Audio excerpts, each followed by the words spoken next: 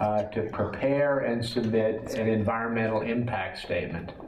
We're at one of the earlier phases with respect to the impact statement process. What's come in is what we call a draft environmental impact statement. If it's determined tonight that that is adequate for public review, meaning that it covered all the things in the scope that we had in between to outline what should be in that report, it will be presented to you, the public, to the board for further review. Will be a public comment period and a public hearing on it where you can present your comments on the project, and the written comment period will extend after that hearing so that further comments can be made by the public. This ties into the review process. This is something that has to be resolved before any approvals can be given. We do have an application in. That application requires certain review by the Architectural Review Board, certain review by the Planning Board, and the issuance of a special use permit by this board. That permit can only really be issued if the state grants a license to this particular facility. We're in the midst of that process as well. The application has come in, the Planning Board is actively considering it, the Architectural Review Board is actively considering it, and those things are going on. Part of the review process will be submission of the application to the County Planning Department for their review and comments.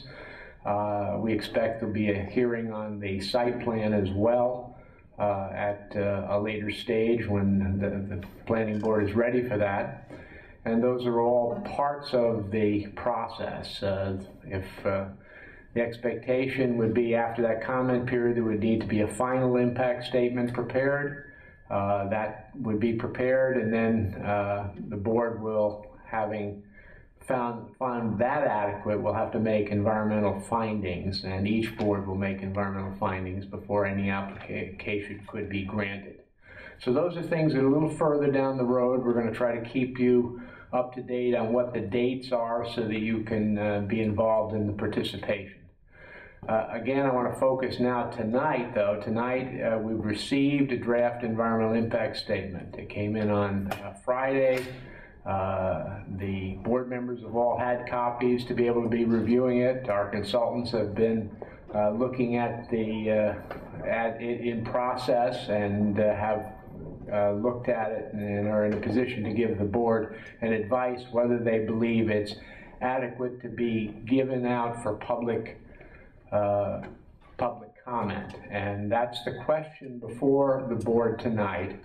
And there'll be some explanation from our consultants as to what they've come and what their recommendation is, and then the board will consider whether it's going to take that action, which would be to accept it as complete for public review, providing for notice and a comment period, and providing for a public hearing. So if the board gets to that point, that would be what they would be doing tonight. So at this point, I'm going to turn it over to our town planner to just follow up on the process and the plan and our consultants' comments.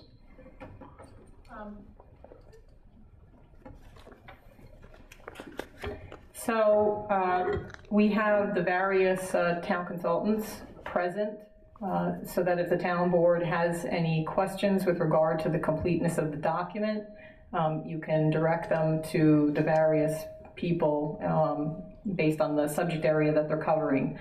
As the town board's aware, RW Orange County LLC prepared the preliminary draft environmental impact statement and has submitted that document to you, dated November 6, 2014. It is this binder, as well as a very large binder, as well as the CD which accompanies it, which has all the appendices in support of the analyses that are summarized in the hard copy of the document. Again, the town's consultants and what they reviewed have been Alvarez and Marcel. They looked at community services and fiscal impacts, market feasibility, and the socioeconomic section. CDM Smith, Sharat Kalori's here. He reviewed, and his group reviewed transportation-related impacts. Sandstone Environmental Associates, Nancy Newman and Brooke Crossanen are here. They looked at air quality, noise, and energy, especially with regard to greenhouse gas emissions. Bagnon Environmental, Norbert Quenzer and Meredith Ellis are here, and they looked at wetlands and surface water and vegetation and wildlife impacts. H2M reviewed land use, visual character, cultural resources, and much of the infrastructure sections. And I'd just like to point out that with regard to visual character, the town has agreed to retain George Janes Associates. They actually, I know George very well, and he does some work evaluating potential visual impacts for a variety of projects, including some in Tuxedo Park. We brought him on board because we specifically want him to be involved in the second visual analysis that's done.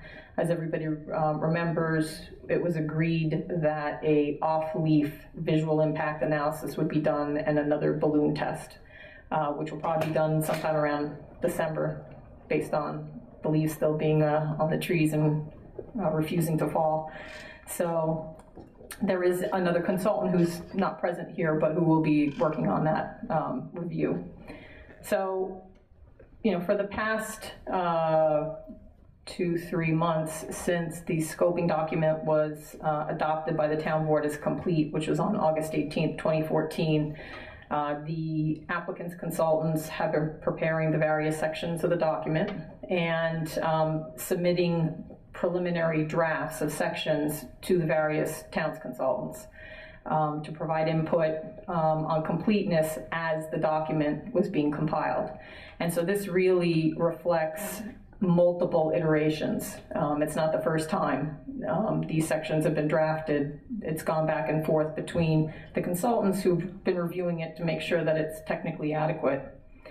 At this point, based on the back and forth, it's collectively the consultants' belief that the DEIS is adequate for purposes of releasing it for public review.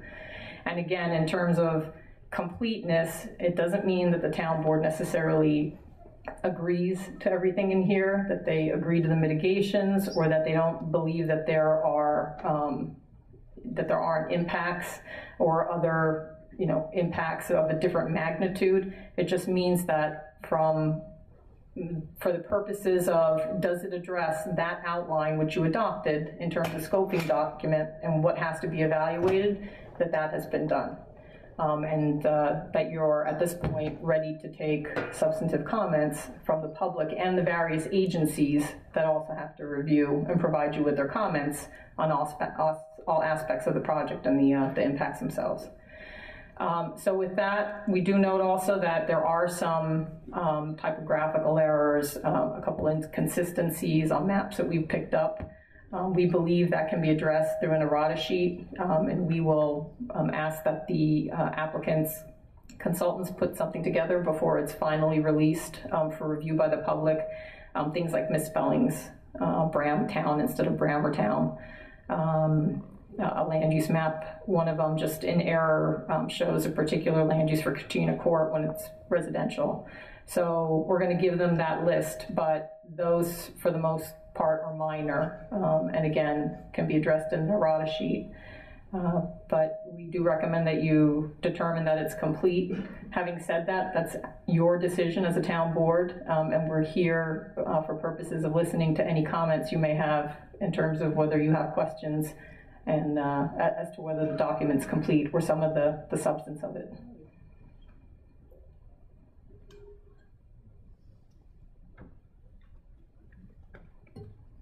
I can go first, I guess. As far as fighting fires, is there sufficient water to do that up there? The applicant is proposing to put in a 1 million gallon storage facility and tank to provide emergency water supply for fire suppression systems. I think originally they were going to draw or contemplated drawing from one of the ponds, but it was indicated that given the nature of the facility and New York Building Code that they needed something that was much more significant as far as capacity. So they are proposing, again, on-site water storage. I believe it's 1 million gallons, and that will be evaluated again from a substantive perspective, whether that's adequate.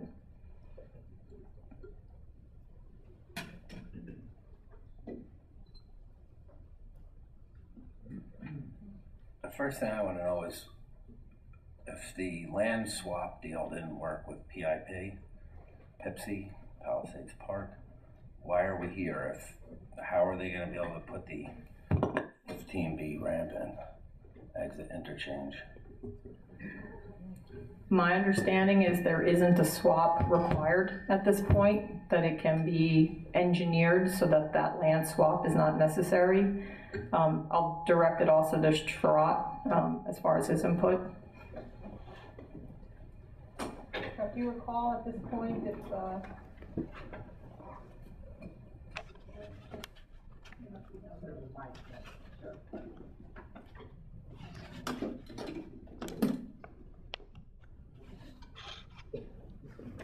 Hello, Sherratt Guillory, CDM Smith, Senior Traffic Engineer. Based on our review of the plans today on interchange, it looks like they're proposing a tight diamond, which was different than the loop configuration that was originally shown as one of the options. So the tight diamond, I believe, is much closer to the 87 thruway. So my understanding at this point is probably doesn't require as much of a land swap as we might envision. We haven't, again, looked at the detailed plans, and based on what we have seen so far, it seems to be a different configuration than what was originally intended.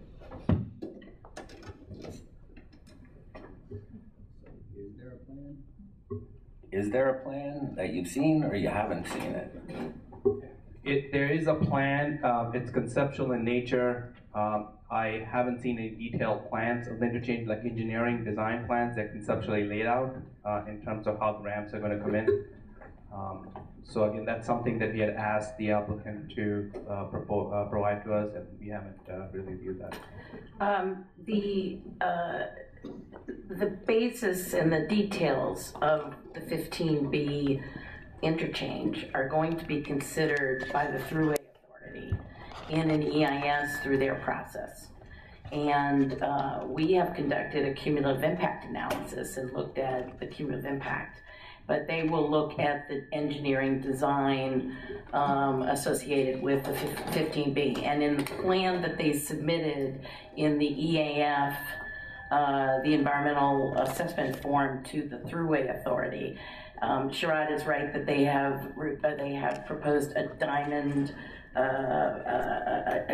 configuration that does not require any parkland at all.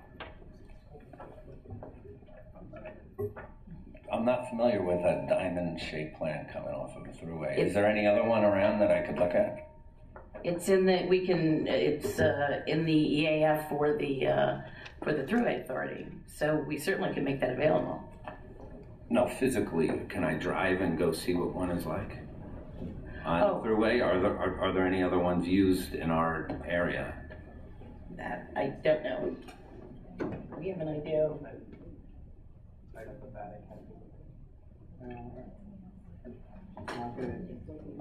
It's the best intersection in the world, but the one right down at Route 32 at the end of 17, where it comes in just before it gets to the thruway, that from Route 17, which is a 4-laner, is essentially a tight diamond.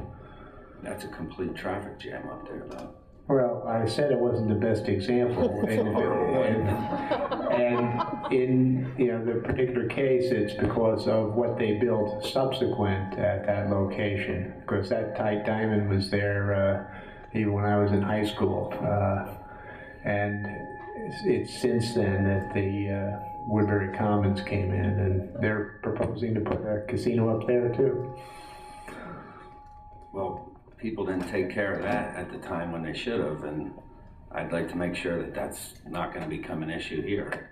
It will be evaluated through the environmental impact review with the Thruway Authority. They're going to undertake an EIS process. They're also going to do a cumulative impact review to see what the cumulative impacts are associated with the interchange and the project as we did. And they'll evaluate that engineering technique and see if it's appropriate. And if it's not appropriate, what's then the project can't go forward without the interchange. The board has made that very clear. So if the Thruway Authority has issues with the current design, it'll either be redesigned or there'll be obviously remaining issues.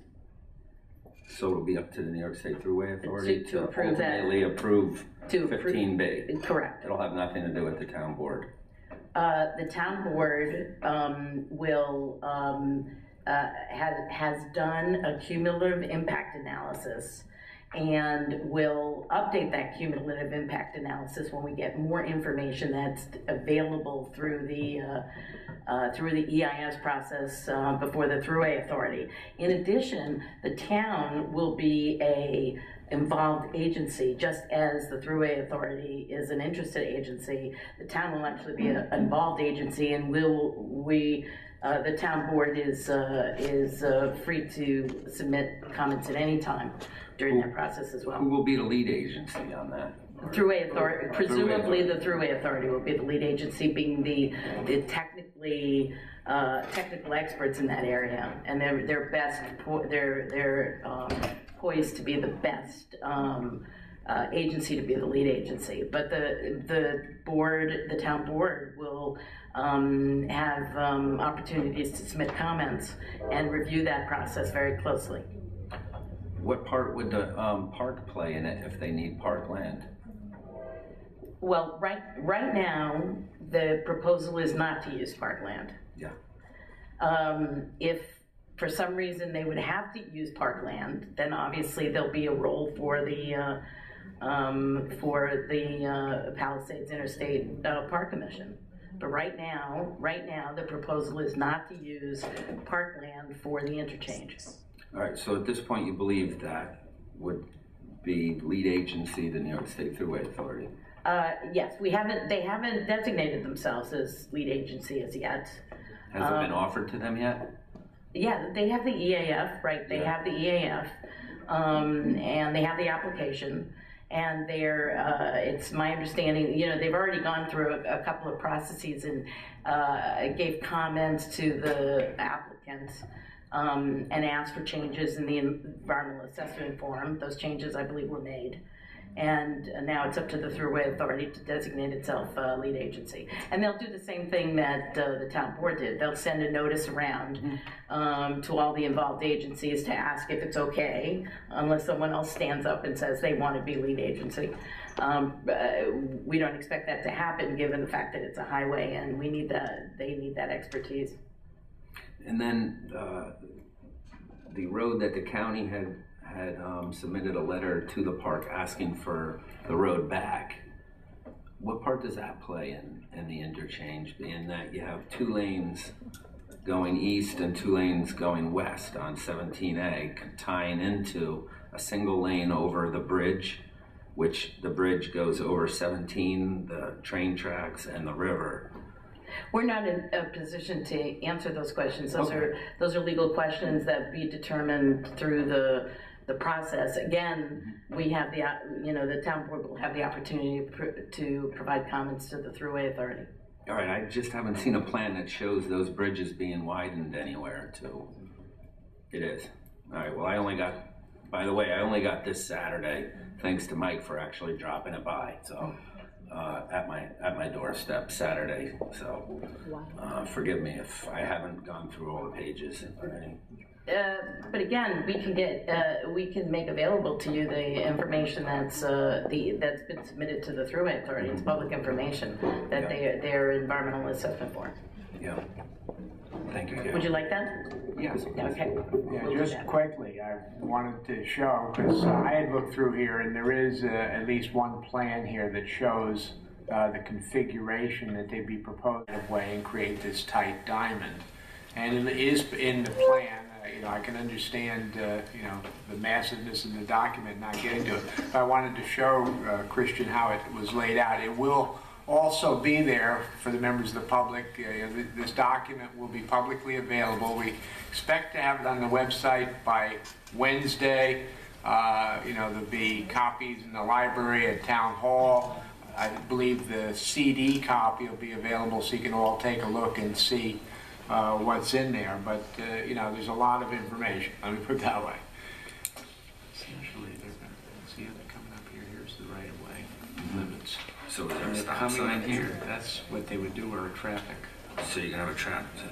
Yeah, probably a traffic light. I haven't seen a final design. I'm just trying to describe it quickly. Well, they have to do the traffic analysis from the town board's aspect. It rises and falls on whether or not there can be 15B, and that's the applicants before the Thruway department with that application. And the Thruway, will be informed and involved in what's going on, but ultimately it's the Thruway Authority's decision. This has no scale on it. No, I didn't see one. This says, well, in the space for scale, it says NTS. And not to scale. Not to scale. It's a concept. That's helpful. But you can see approximately where it is when you want to look through. This is what I was afraid of, a stop sign being at the, or a stop light being at the end of the ramp. Then it's going to tie up the traffic on the Thruway getting off. You're going to bring one problem to another spot. Were you referring to the stop sign? Well, they don't actually show the stoplight. All they do is show a configuration here where they would be able to run the on-ramps and off-ramps within the Thruway Authority right-of-way. Now, obviously, the detailed plans will be more than this. This doesn't give us that information. But I wanted to show Christian and other members where it was located. I was going to ask Sharat as far as, I think that they have some traffic warrant analysis for 106, 107. Those two ramps are controlled by a traffic light. Would be controlled by a traffic light, and the applicant has provided the traffic analysis. We haven't really reviewed it to the level we need to review it from a queuing perspective. So certainly the analysis has been provided related to two intersections being controlled by a traffic light. And also to the west of that, there's a roundabout proposed at 17A. So, Excuse me? there's a roundabout proposed on the westerly side of the interchange. Yeah, but what's at the end of the ramp? Traffic lights. Yeah. Traffic light. At either end is a traffic light. Okay. Thank you. I wanted to also mention that if there's substantive, the town board, we certainly intend the town board to make substantive comments on this. Right now, this is just for procedural completeness, and we're not asking the town board to approve anything with respect to substance. No, I realize that, Gail. So those comments can be made. I mean, they're legitimate comments. We can certainly. Listen, I want the town to take a look at this as soon as possible. However, when I get the document delivered to my house on Saturday morning, again, thank you, Mike, but that's not enough time for me to look at it. That's enough time for you folks to review it, but not for myself. So you're asking me to say, is this complete? So how do I know it's complete when I haven't been able to read it? I have to take the word of all of our consultants, which I want to, but I myself have not. That's all.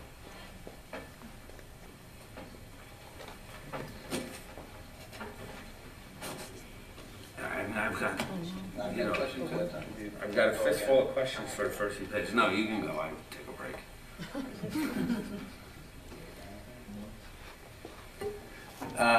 On the police, can you turn yours on? On the police, has anything changed as far as that? We're still using Tuxedo police? At this point, if there are incidents at the casino itself, the DEIS is indicating that the state police will be handling those issues. And that the local police will be primarily involved for anything that happens outside the casino property, whether it's traffic violations and other matters. But the casino itself, it's our understanding, and the proposal is that it's going to be the state police who handle the incidents. The reason why the applicant believes that it's going to be the state police is because they're under the impression that the gaming board is going to issue regulations that are going to designate the state police to make those to respond to any kind of emergency or crime or anything that's occurring on the facility. We did ask them to give more information about the security that they were going to have on site, and they gave us some more information with respect to the security. And when and we did say that once the gaming board has expressed their opinion with respect to the role of the state police, that we would like a refinement as to the impact on the town police and a discussion of mitigation. So that that's going to be a substantive comment that we're going to recommend that the town board make, and that will have to be addressed before the FEIS is filed.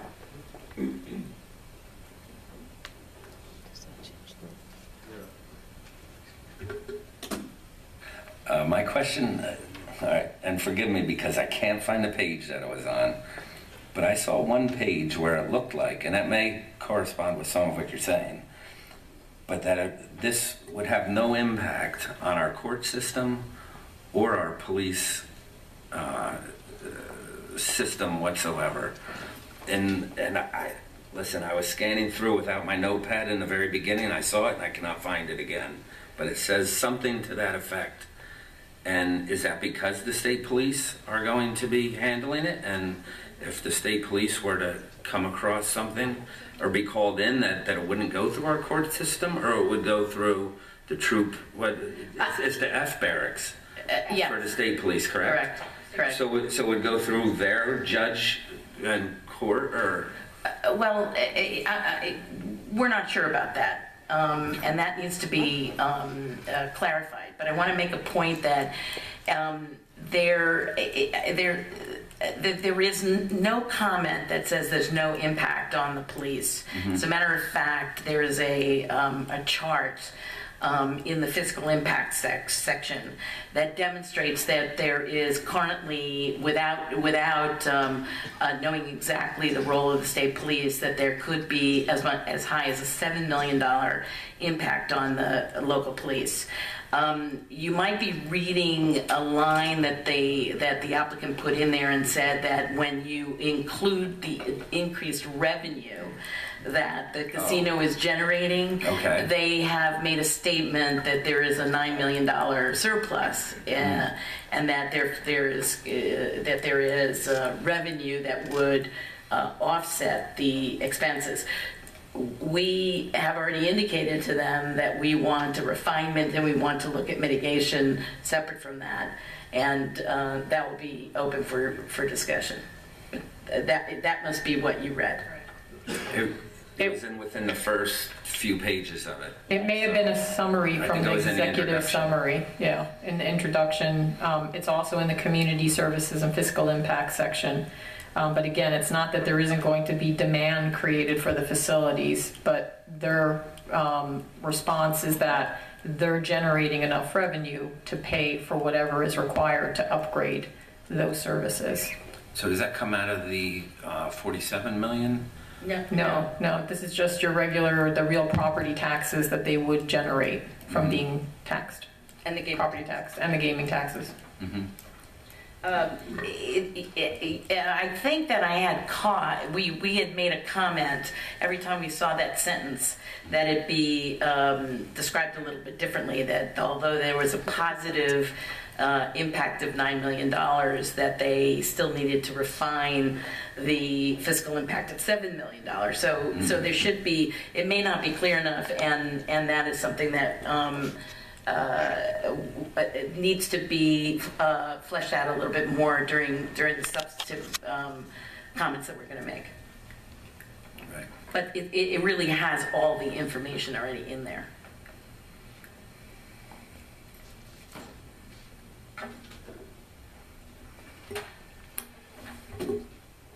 The endangered species, the Indiana bat, what's the impact on that, and were there any other endangered species that were identified?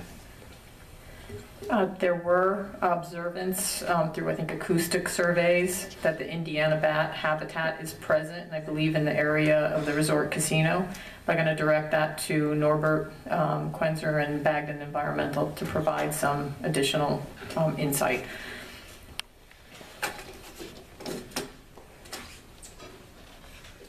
Yeah, the acoustical studies that were done. Acoustical studies that were done indicated the presence of half a dozen or so more Indiana bats, and this information was provided by the applicant's consultants to the regulatory agencies, Fish and Wildlife Service, New York State Department of Environmental Conservation, to make them aware of their presence. I believe there's been some back and forth between the applicant's consultants and the agencies, but there's been no written correspondence, to my knowledge, of actual determination of impacts from the agencies. Once the EIS is reviewed and put out for the public, these agencies will be responding in a typical fashion to address this issue with more details and probably more questions concerning the project, and also fleshing out some of the impacts. There'll be federal permits required, so there'll be required Section 7 consultation between the Fish and Wildlife Service and, for instance, the Army Corps of Engineers and any other federal agency that's issuing a permit. So the Indiana bat is something that, again, it's been determined to be on site, and they have to do more work and coordinate with the agencies to determine the impacts and how to address them. Could it affect the project? It's difficult to say. Again, each project, when it comes to endangered species, whether it be federal or state, are reviewed on an individual basis, and if it was an extremely large cumulative impact on the species itself, it could potentially affect the project. Again, with the scarcity of many of the cave-dwelling bat species due to white-nose syndrome, the agencies are taking a much harder look at any known or perceived impacts to bat species. So could it affect the project at this point? Possibly. We just don't know until the agencies review all the information and make some determinations and perhaps recommendations for additional study.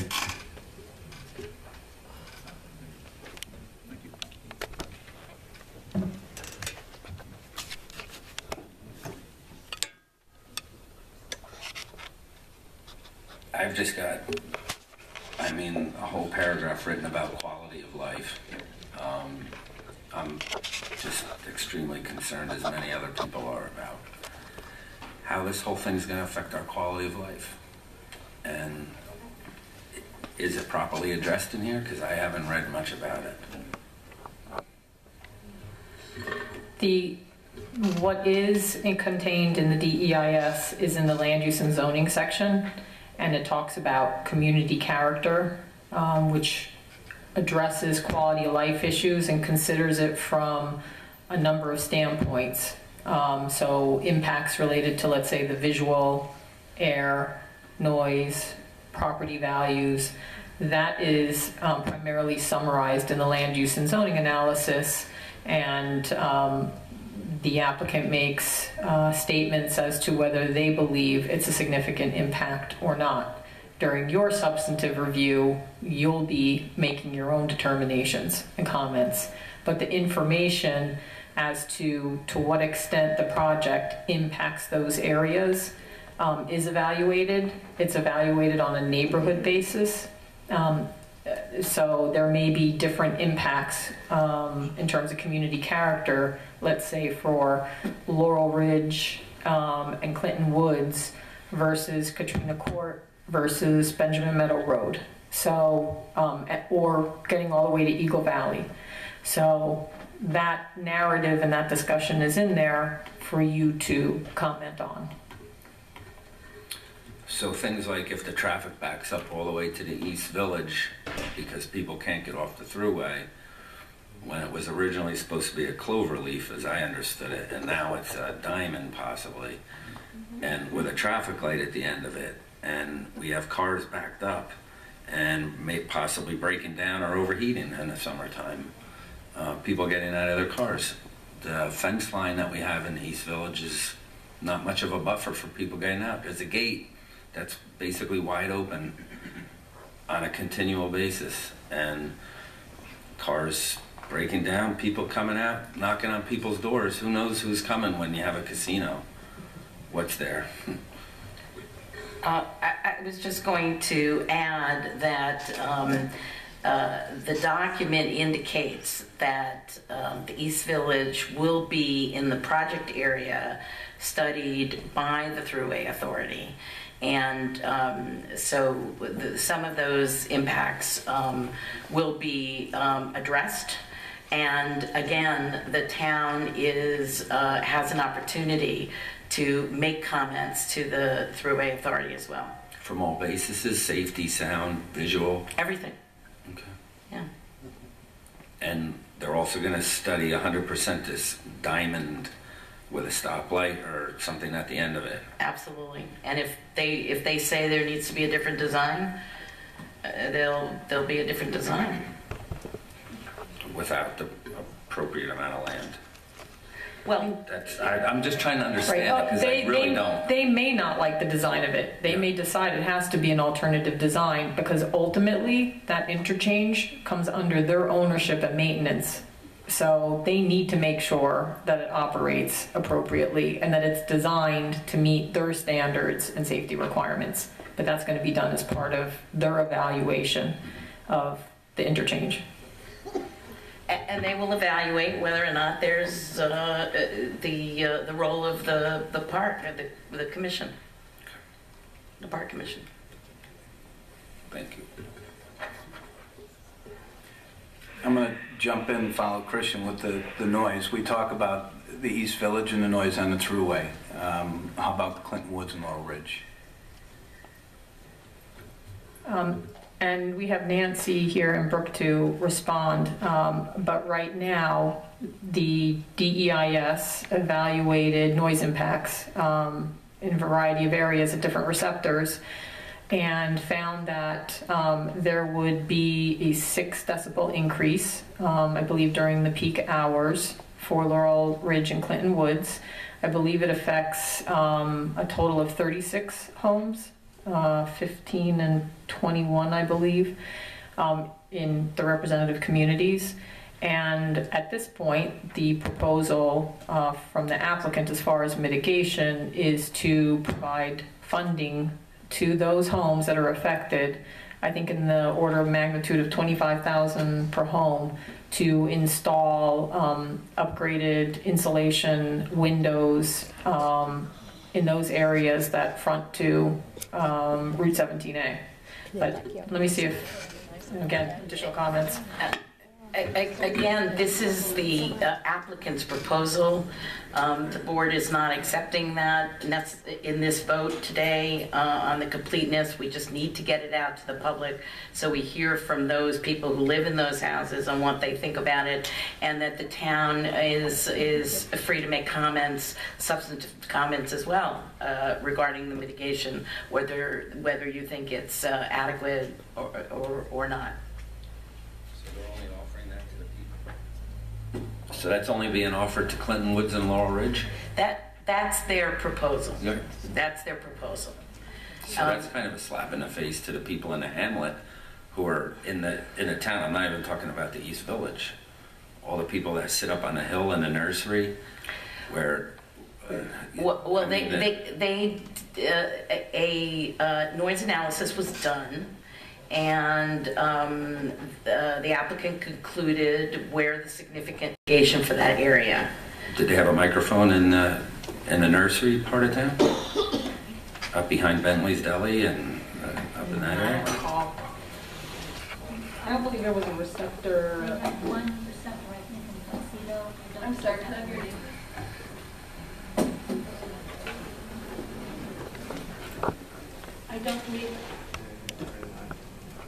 I don't believe Your name for the Nancy Newman, Sandstone Environmental Associates. I don't believe the receptor was at the nursery. They picked a number of representative sites, and once you get a sense of a representative site, that will pretty much give you a good sense of what that traffic, because the traffic is going to be very similar going through the whole town, a good sense of what the increases would be at other sites. And actually, I think that there was a small net benefit to Tuxedo because a lot of the traffic, instead of coming through Tuxedo, would be going on I-87 and coming off the new interchange. I don't believe that they had a site located at the nursery. I-87 goes right through Tuxedo, through the hamlet. I mean, it parallels with 17, so. That's right, but. I mean, it doesn't matter if they're going on 17 or on the thruway, the noise is going to be. But if you're pretty located heavy. right along the Route 17, it will not be as noisy if the traffic is reduced as it would be on I-87, because I-87 has so much traffic on it already that the relative increase there would be low, because noise is logarithmic in nature, it's not arithmetic. So that would possibly, what they concluded is that there could be a net benefit. I would find the noise of buses being noisier than cars if they're going to be busing people in. Yes, well, that's all been included when they calculated the passenger car equivalence, which includes buses and autos. So we looked at the work that they did, and it appeared that they had, been complete in addressing it. Once again, you're free to disagree with what they did. Our job was to make sure that they followed the scope, that they did a good professional job, and that they included everything they were supposed to do.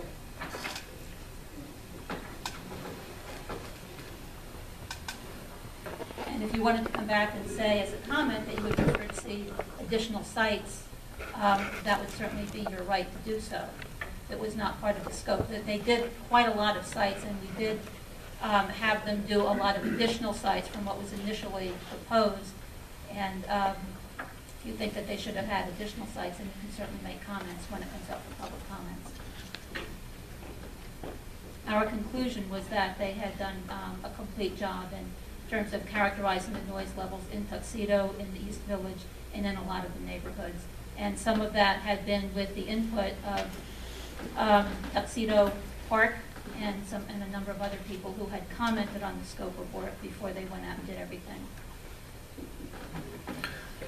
I just find your comment, I don't know if you quite understand the area based upon the hills and the valleys around here, how the noise does different things. I walk around town at 5 o'clock in the morning when I do my exercise, and you can hear this noise in any number of different ways where you wouldn't even think you hear the New York State Thruway, you hear it. And I honestly don't understand how that, because the Thruway is already busy, it's not going to get noisier. That doesn't make sense to me. It's not that it wouldn't get noisier, it wouldn't be significantly noisier. It's because of the way in which noise is logarithmic, and you're looking at relative increases in noise, so that, for example, if you double the traffic on a particular roadway, you will get a 3 decibel increase in noise. So take a place like Route 17 through Tuxedo, it wouldn't take as much traffic to double that noise level for that traffic volume as it would on I-87. That same amount of traffic switched to I-87 would not constitute a doubling of traffic on I-87. Therefore, the relative increase would be smaller. They go into this in the noise appendices. I mean, I don't want to try to give a whole explanation of noise and a whole course in that. That's okay. I don't want that tonight, anyway. So, but that's but what I'd like to ask, just to continue it a little bit more, is that this is obviously a computer-generated program that you're using for this, yeah? It can be computer generated. You can also do simple spreadsheet techniques because the computer models are based on the same formulas. So are you doing anything to plug in at a point when it's all construction for 2 years versus when it's just the traffic that you're talking about as general visitors to this site? They also did a construction analysis of noise. Yes, they did a construction analysis of noise also. So for the 2 years that it's being built, it'll still only be a moderate or small increase of noise? No, I believe they identified some potential construction impacts as well. I'll look for that, thanks. I want to remind you that that this is supposed to be addressed in the EIS under the Thruway Authority, and that East Village will be part of the impact area. And that document does indicate that that the applicant will look at mitigation strategies with the Thruway Authority. Are we going to have all these consultants here again at that point, or am I going to have to do that through emails and phone calls and certain? Or are we going to all gather together and be able to do this again? This group of consultants will assist the board with their substantive comments, both for this draft environmental impact statement and for the impact statement that's done before the Thruway Authority. So these consultants work for you. I understand that, but are we all going to be able to get together again, or are we going to be doing this through emails? Because the point I'm trying to make now is that it's very difficult to do this through emails. You get 30 emails deep and try and find all this. It's very difficult to do this all through email. Well, the most important thing I think to recognize is that this is a document that needs to be reviewed substantively. And that's why we want to get it out to the public, because we need, and to the board and to all of the other agencies that are involved, because we need to get this information out so we can get back their comments and they can help us determine whether or not substantively this is adequate.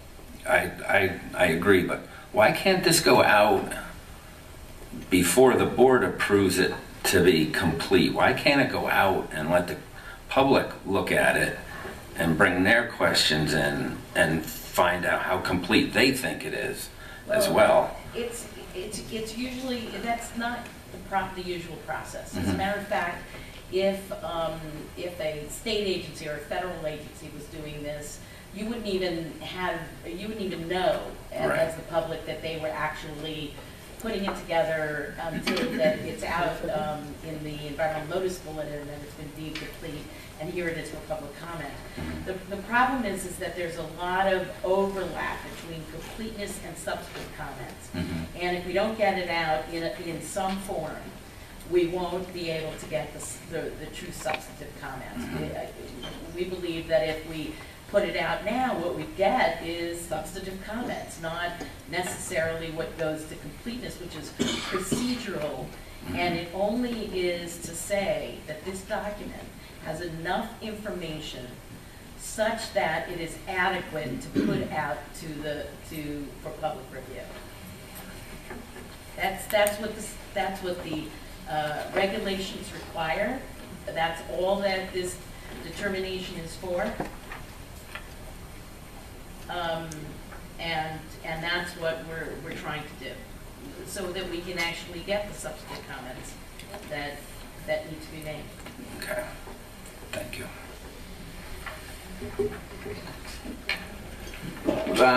We touched on the police, and thinking with the police, is there going to be any difference with the fire department? The analysis shows, based on the methodology they use, that there would be a deficit to the fire district.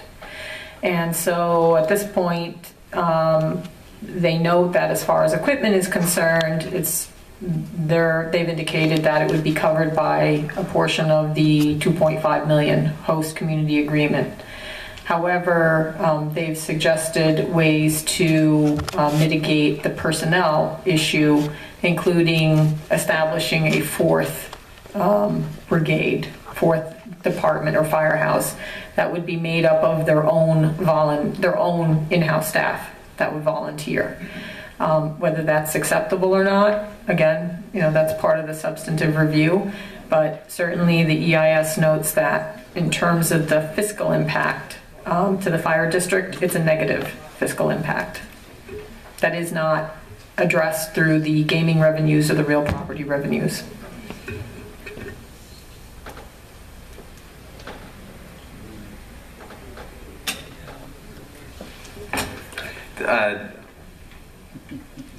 We'll get off of the noise, and I've got a question with the lighting. Can you walk me through how they came up with their lighting studies? With regard to the lighting, there is a photometric plan which shows foot candles or levels of illuminance on the site. In fact, I think it's in their project description section. One of the issues that will want to be addressed as part of the substantive review is that it appears that the lighting primarily addresses ground level lighting, which would be your poles, bollards, anything that's affixed to the ground. And the building itself will be illuminated, whether it's downcast, and there's components, of the swimming pool, just a variety of features that are lit. And so we would like to see the lighting plan address all those elements to the extent they can do that and model it. Because again, we think that they've dealt with one aspect of the lighting, but we'd like to see all of the lighting addressed. There was a lot made about water discharge impact on the Ramapo. Can you maybe touch on that? I've got specific questions on that. Their determination based on their storm water analyses, and actually, I don't know if you want to touch upon Ramapo River discharges or Indian Kill. Maybe they were heading to a wastewater plant. Is it more from a wastewater perspective, or? But it was kind of from both, because they were talking about the runoff along with the wastewater. I think they've decided one of the changes where they were going to use 50 to 60% reclaimed water, and now I believe they're using 100% reclaimed water. So plus they're using, I believe, the reverse osmosis system to get it to drinking water quality standards. So as a result, in terms of the water quality, their conclusion is that there's not going to be an impact to the Ramapo River watershed as a result of the level of treatment that they're providing. So that covers treating it, but I think Mike's also wanting to touch on the discharge of stormwater. And as most people know, I don't want to say all, but a lot of people know that area right now, when it rains heavily, retains a lot of water. And I'm not quite understanding how increasing the culvert size of the discharge is going to retain more water. It seems to me that it's going to allow water to leave faster during peak periods of the storm when the river and the Indian Kill and the Indian Kill Reservoir are already up to capacity. So I'm just not seeing it in the plan. I see retention ponds. I see it. I see a high water level also, so I don't see where they can store it underground. And sorry. Do I need to start over again? Thank you. No. So, Steve Hyman from H2M, he's reviewed the stormwater analysis, so he can address some of the questions with regard to completeness. please do, thanks.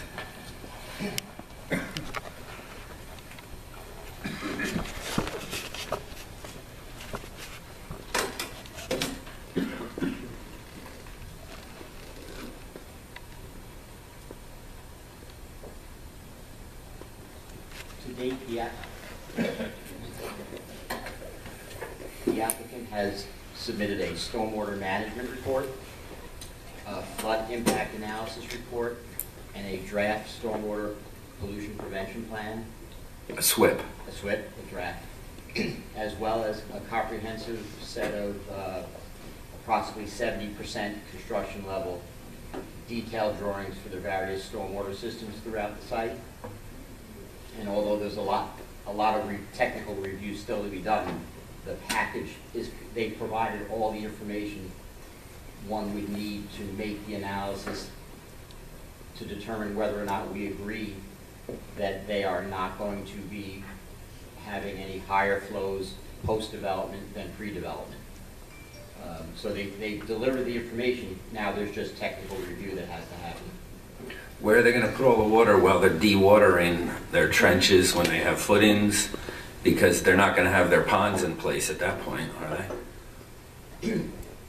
Well, again, there's still a lot of review to be made, but there is a comprehensive erosion and sediment control plan, and during construction, there will be all sorts of holding areas for those types of things. Well, I'm concerned about water entering into the Ramapo during the storm while we already have all the mountains around here draining into the Ramapo River, plus an area being either dewatered or not allowed to hold the water that it holds right now. And pardon me for not being very articulate on what I'm talking about. I'm doing the best I can, but right now it holds a lot of water, and I see in here that they want to put a bigger culvert in. That tells me that they want to release the water rather than hold it.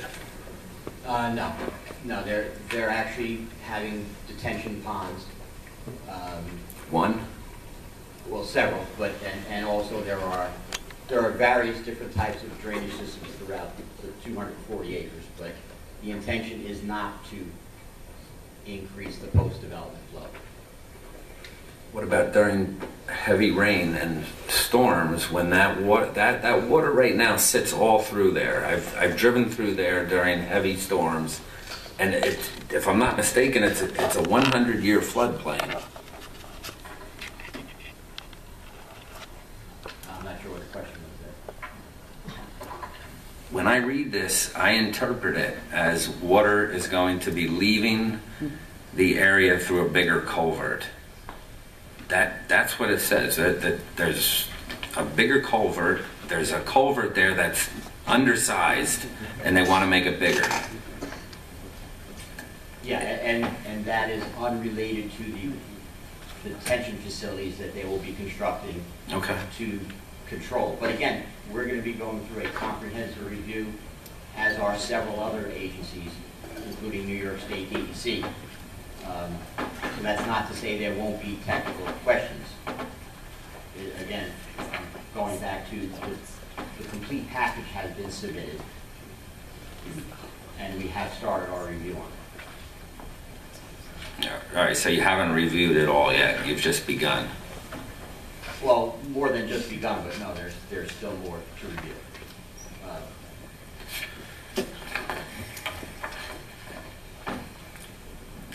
Out of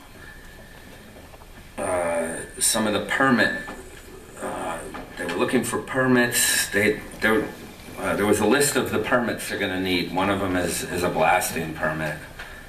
And it seems to me if they're blasting, that's going to remove topsoil and create more impermeable surfaces or areas that I see the topsoil on top of the rock there as sort of a sponge retaining water. Whereas once that's stripped and they blast down to rock, that it becomes an impermeable surface. Am I correct on that? And if so, how are they going to address all the other impermeable surfaces as well as that? I understand there's some areas in a parking lot where they're putting impermeable pavement and paving systems that are impermeable, and some spots that aren't. And it just seems like with all this construction, it's creating a lot of impermeable surfaces. So if it's already holding water currently with no construction, with some undisturbed land and some previously disturbed land, I just don't see one pond holding all of that water and it not being able to hold it long enough for the Ramapo River to settle back down from a big storm. I guess that's how I would phrase it. Yeah, and again, as you said, there are going to be pervious pavements. There are going to be, the applicant's engineers have been doing comprehensive soil testing in the area.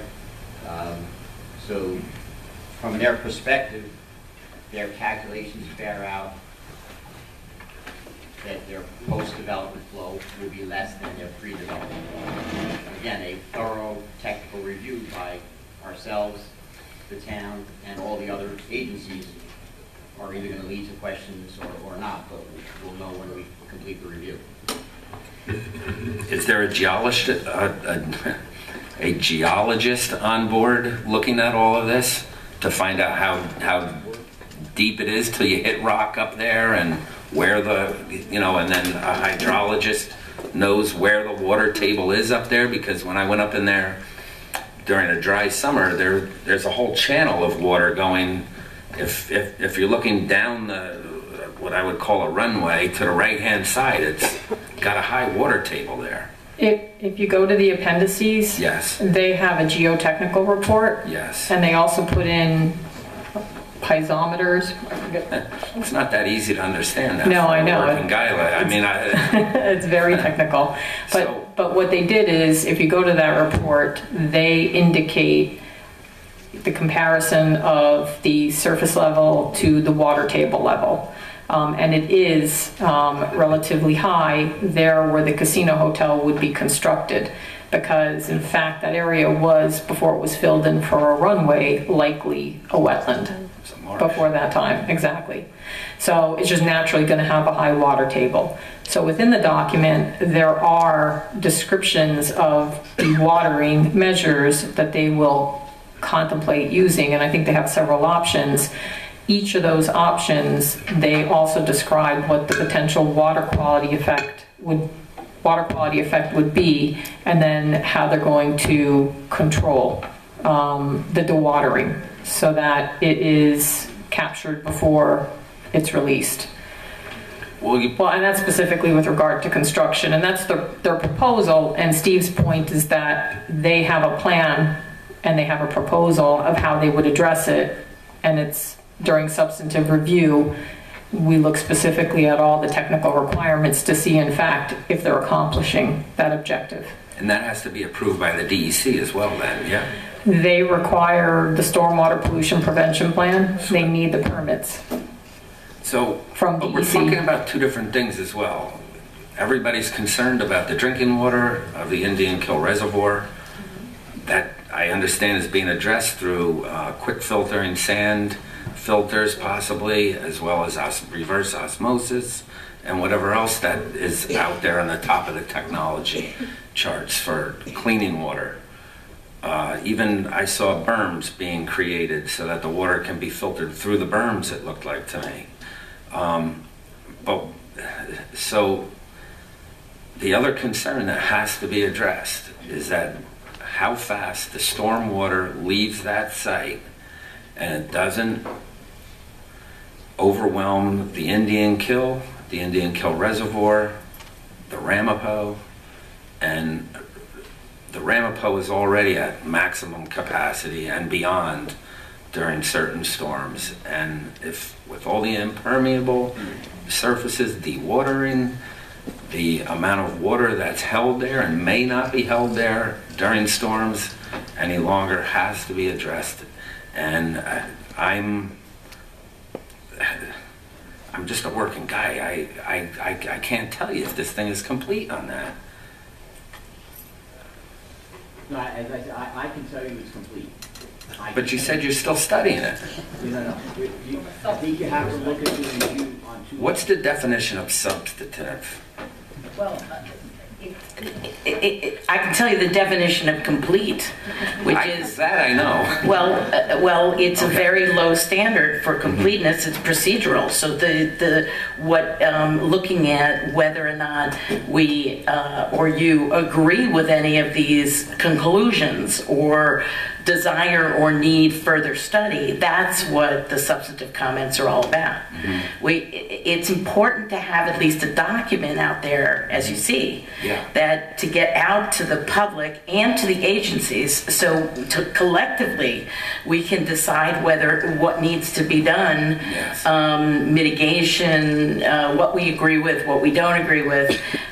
If we just keep kind of working on it until you get a perfect document, the community will never see it. I mean, they'll see it next year. That. I think the point I'm trying to make is that we're looking to get a board to state that it's complete. Maybe it's the complete that's throwing me off, and having to say, oh yeah, I think it's complete, but one getting it delivered on a Saturday and then on a Monday night having to come out and say, yeah, it's complete. It's just, your consultants are here to tell you that there's to say it's complete is that it contains enough information to justify it going out to the public and to the involved and interested agencies to get their comments on it. There's enough information in that, and that they've followed the outline we gave them. They did the studies they were supposed to do. They did the sampling that we required them to do, and now we have to find out. We have to look at it on a technical basis to determine whether or not we agree with the results. So the process then, once a board, the board, however many votes decide it's complete, said it's complete, what's the process going to be to get things added as we go through? Don, you want to take that? Okay. It's going out for public comment. First of all, we're putting it on the website. Our plan is to put it on the website by Wednesday. We have to go through the environmental notice bulletin to start the public comment period. So there'll be a public comment period, and there'll be a public hearing as well. And we'll get written comments, and we'll have a public hearing for oral comments. And then at the end of that process, in order to prepare an FEIS, the applicant has to do a responsiveness summary, which looks at all of the questions. They may be able to do it in groups, but all of the substantive questions and answer them. Either they make changes in the FEIS, or they try to explain why it's it doesn't need any further study or further mitigation. And then the board looks at the FEIS and determines whether or not they're satisfied that they've answered all the questions and sufficiently and have addressed everybody's concerns. So at the very end, the board determines when the EIS is filed. Correct. Yeah, oftentimes the DEIS is thought of as the applicant's document because they put it together and it's their proposal as to how to mitigate impacts, and it's their evaluation of what they think are impacts. But the final environmental impact statement is your document, and you identify in the FEIS through the responses to the comments, how you're going to address the impacts, what you think the magnitude are, or whether they are even sufficiently addressed, and then how to mitigate the impacts.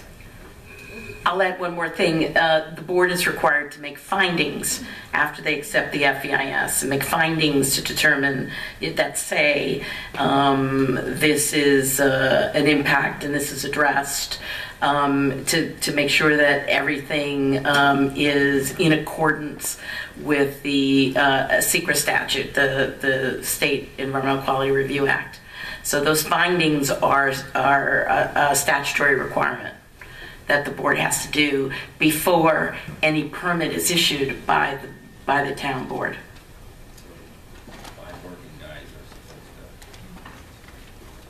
5 working guys are supposed to finalize this document.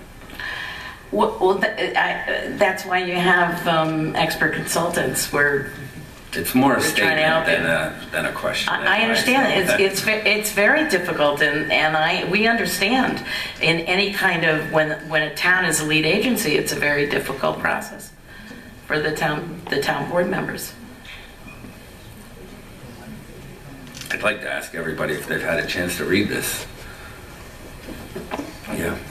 You guys got through it all? Good. Everyone with speed readers.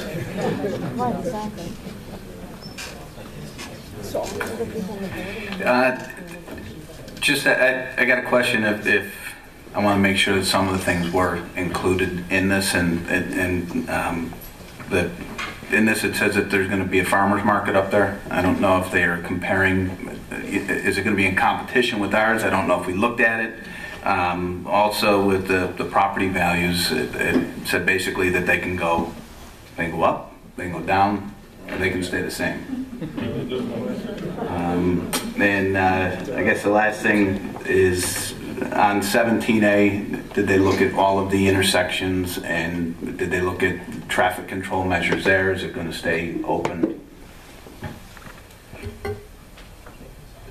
In the project description, they do talk about, I believe it's a summer seasonal farmers market. So I think if the town board feels that would compete with your farmers market, that's certainly a substantive comment to raise as part of the process. I'll defer to Sherrod if you want to cover 17A. As far as the intersections. Sherrod CDM Smith.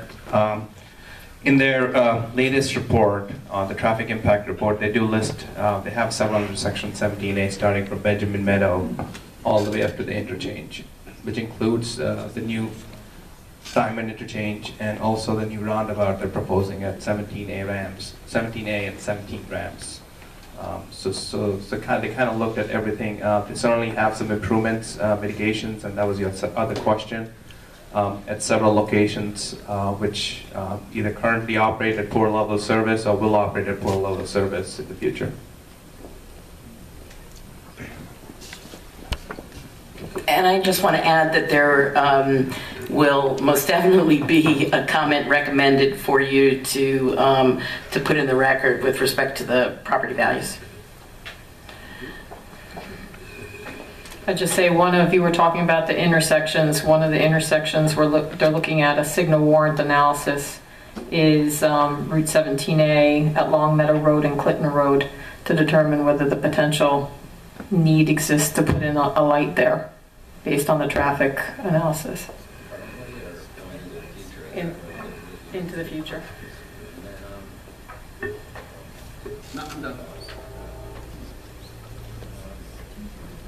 Reading through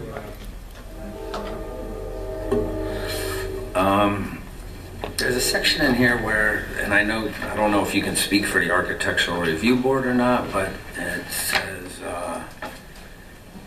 they had it goes into height of the spire. It said yes, the scope originally said that the height of the spire would be 172 feet. It's my understanding the Architectural Review Board thought it would look better if it went up. So it was, this is, the project description says it's 100, I believe 194 feet. The alternative that they studied is 172 feet. And the balloon test that they'll be doing with the off-leafs will include an analysis of the 172 and 194. And then the town board could decide what kind of comment it wants to make with respect to that. And I want to mention that the Park Service, the National Park Service, originally gave some comments to the board, and they are an involved agency, and they will, they are an interested agency, and they will receive the document as well. Of course, the National Park Service, when they submitted their comments, the spires were 218. So we've got a lot of heights going around. But after we get the final balloon test, we'll be able to assess what we think is the proper height. All right, and then I got tons of questions here. You know what caught my eye right in the very beginning is the cover of this. If you go to the cover, we're in a mountain region, and on the front cover there's this beautiful field up on the edge of one of the steepest slopes, and it kind of hangs right over a piece of land that the town used to rent from a previous supervisor. It's odd.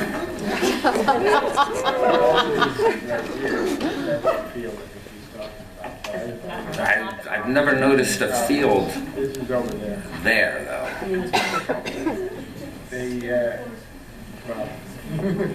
I don't think there's any relation between the two things. I just don't understand the field there, though, on the side. It's odd. Maybe I don't understand the field there either. That was my... I also commented on the field because I don't recall it. Let me put it that way. Now, it looks like a computer-generated error. So that's a great point that you bring up, Bonnie, because it seems like there's a lot of stuff that's just computer generated in here, and it's very, very alarming to me that it starts right off on the front cover and goes into, like a lot of,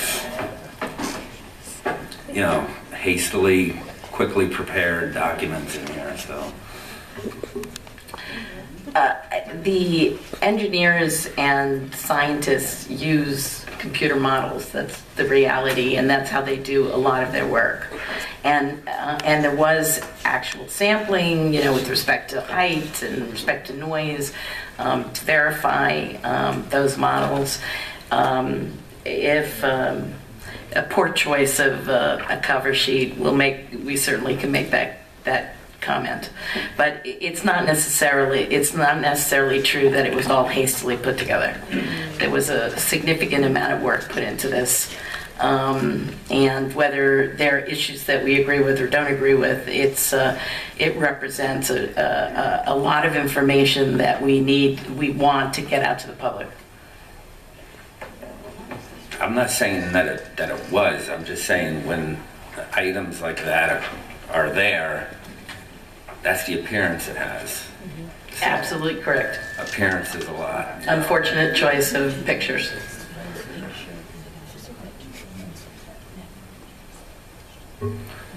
One other thing about the front cover, it says proposed Sterling Forest Resort. It really should say casino. The town considers the project to be Sterling Forest Resort and Casino. And in all of our documents, that's how we describe it. But on the front cover, it says proposed Sterling Forest Resort. It's a document that the applicant prepared. Should say casino. Noted.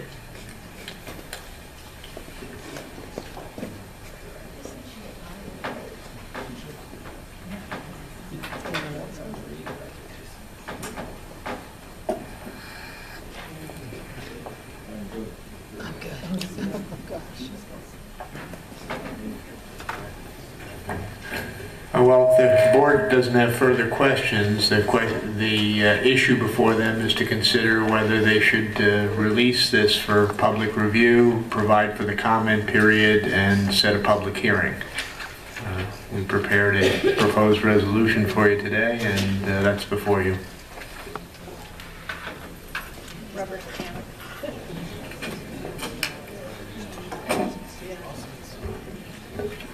I'd like to make a motion that the town board has reviewed said DEIS to determine whether it is satisfactory with respect to its scope, content, and adequacy for the purpose of commencing public review, and that the town board hereby determines the DEIS document to be satisfactory with respect to its scope, content, and adequacy for the purpose of commencing public review. That a public hearing upon the DEIS to be held by the town board at 7 o'clock on December 4th. That the public comment period on the DEIS shall commence on November 19th upon filing and circulation of the notice of completion and shall end at 3 o'clock on December 19th. Be it further resolved that the applicant shall cause a copy of the DEIS to be sent to all involved and interested agencies, including the Environmental Protection Agency, and be it further resolved that the town board shall coordinate with the planning board and the architectural review board to satisfy the requirements of the general municipal law. Be it further resolved that the town board respectfully request that the planning board and architectural review board, as involved agencies pursuant to SECRA, provide any comments on the DEIS on or before December 19th to coincide with the close of the public comment period. The town board acknowledges that the special use permit has been referred to the planning board and the architectural review board for review and comment pursuant to the Tuxedo zoning law, which the boards are requested to provide such report with its review and comments to the town board on or before January 19th. Do I have a second? Second. All in favor? Aye. Aye. For the record, I'm in favor of putting it out to the public, but I cannot say that the document is complete.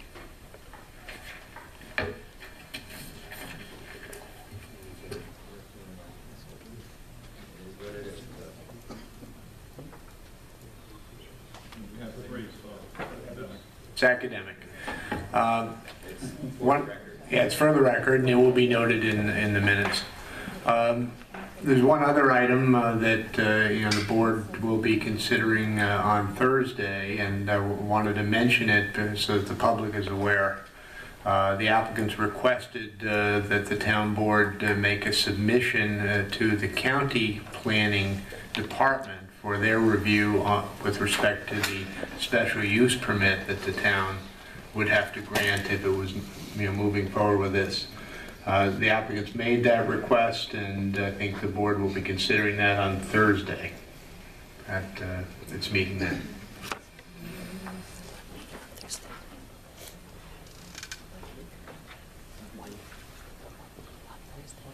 Motion to adjourn, second. Second. All in favor? Aye. Oh, no. Comment? No? Yes, sorry. Public comments. Come on up. Do you want to use the microphone up here?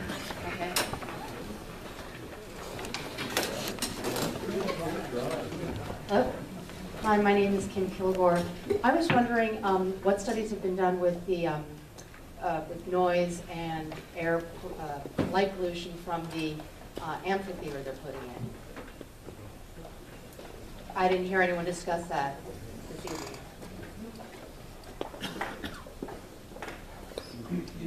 I believe it is in there. If I read it, I can't remember particulars. I just see the things straight back. Did any of the experts here? And what did they determine that there's no? Does anyone confirm? It's 2,500 seats. Right. But the noise in the park, I'm just, you can hear the train 8 miles away. What are you going to do with a rock concert? I understand. And in an area supposedly what they were doing. The township, they have to have a permit to have it there. The township will consider that a permit and will believe that they'll be limited to certain noise levels. Did you do studies for noise levels based on that? The applicant. The applicant did, but you haven't studied that. No, And what we're doing right now is public comments. We want your comments, we'll take them. But what you're getting into is the information that we need. It's just, this is not the form. Thank you. I just wanted to clarify. I think what Uli's looking for. Pardon? Your name, please? Oh, Suzanne Papke. Suzanne Papke. I think what Uli is referring to, thanks, it's not a lot. I think what Uli is referring to is when Genting made their proposal in Albany to the gaming board, they showed a lot of documents as to their potential client base, all of their studies, all of their demographics. I think that's what he's referring to. So is that included in the appendices? Yes, those are the documents that are attached. Thank you. If you want, you can come on up and stand so that you're. You want me to? Microphone around it. That's fine. She's got. Michelle Lindsay. From comments and the incompleteness of the design for exit 15B, it seems to me to come out more clearly that the town board has made a very large mistake in allowing the segmentation of the environmental review to only be looking at the radius around the resort and not taking into consideration whatever the buffer zone is on both sides of Route 17A and looking at the area where the proposed interchange is supposed to go. I think that's a huge mistake because, it's been said that this diamond design is going to be very tight. You don't even know if it's going to be safe or approved. The traffic experts said that it's going to improve the traffic conditions in our town, which seems completely ludicrous. I just don't see why we're even going forward without knowing what the exit situation is. I was at the Palisades Interstate Park Commission meeting when they not only denied access to park land, but also to Route 106. And there's been no talk tonight about what's going to happen if you can't access Route 106. I asked those questions and I didn't get answers. Right, you asked it, but it wasn't even no exit, considered. It doesn't go through. So why are we wasting our time doing this review? Why don't we do that first, or at least in conjunction with this review? When is that review even going to start to take place? Why are we even doing this now?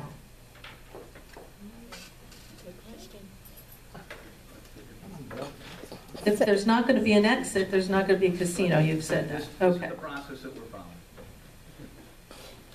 But it just seems you can't really determine the impact on traffic if you don't know what type of exit there's going to be. Clearly this diamond exit with traffic lights would be horrific, and so that would determine the traffic studies to come out a certain way. What we're saying is that there's enough information in here to begin the process and begin the dialogue. That's what we're saying. And okay, so then what you're saying is that they've determined, or they've done studies as to what the traffic would be like if there is a very tight diamond with the traffic light. What I'm saying is that there's enough information in here to start the process. All right, thank you.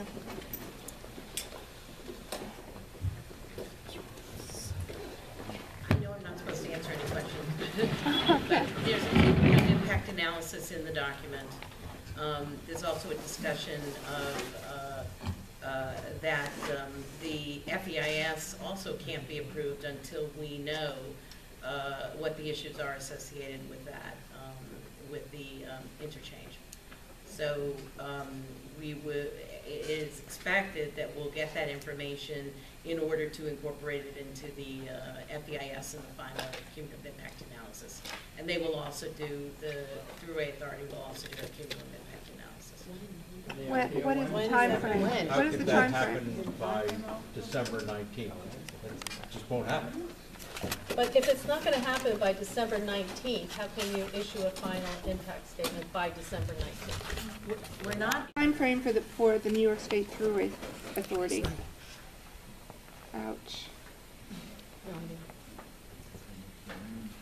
So this will be a complete abeyance until they complete their impact review.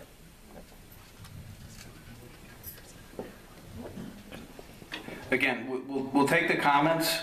The questions are going to come as the process moves forward. Hi, Dolores Marchand. I'd just like to say that we cannot comment on the completeness of the DEIS since it is not public. But we know that complete environmental studies cannot be completed in such a short time frame. The casino has not collected data through all seasons on all impacts. It is not sufficient for the casino to rely on data from other sources. Certainly not all of the issues included in the scoping document have been thoroughly studied. New York State has set this time frame, but it is to the detriment of our town to rush through the process. As lead agency, the town board needs to be emphatic that we cannot be rushed for the convenience of the state. Thank you.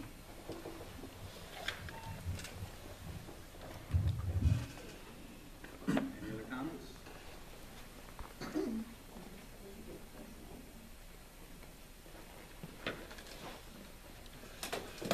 Now I would like to make a motion to adjourn.